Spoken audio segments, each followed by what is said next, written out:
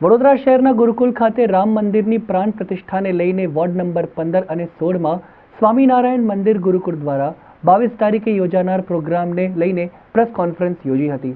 વડોદરા શહેરના 22 તારીખની સૌ લોક રામ મંદિરની આતુરતાથી રાહ જોઈ રહ્યા છે। ત્યારે શ્રી સ્વામિનારાયણ મંદિર લોયાધામ વડોદરા તથા વોર્ડ નંબર 16 અને 15 સમસ્ત વાઘોડિયા રોડ ધર્મપ્રેમી ભક્તો આયોજિત અયોધ્યા રામ મંદિર પ્રતિષ્ઠા નિમિત્તે ભવ્ય રાજો પ્રચાર, રામ પૂજન તથા समूह आरती आयोजन करवामां आव्युं छे। जेमां આજરોજ ગુરુકુળ સ્વામિનારાયણ મંદિર વાઘોડિયા રોડ ખાતે સ્વામી દર્શન વલ્લભ સ્વામી આગેવાન વોર્ડ નંબર 16ના પ્રમુખ નરેશ રબારી અને વોર્ડ પ્રમુખની આગેવાનીમાં પ્રેસ કોન્ફરન્સનું આયોજન કરવામાં આવ્યું હતું। જેમાં હરણી તળાવમાં બનેલી ઘટનાને લઈને શ્રદ્ધાંજલિ અર્પણ કરીને પ્રોગ્રામની શરૂઆત કરવામાં આવી હતી।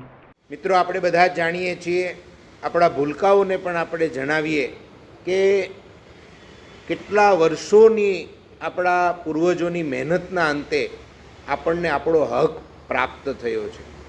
આપણે સનાતની છીએ, અયોધ્યા આપણું છે અને અવધમાં રામ ભગવાન પધારી રહ્યા છે। એનો આનંદ ઉલ્લાસ એવો દિવ્ય રીતે મનાવીએ કે ફરીવાર સોને કી ચિડિયા સમાના ભારત દેશમાં કોઈ બાબરની હિંમત ના થાય કે કોઈ મંદિર તોડે। આપણે કોઈના દુશ્મન નથી।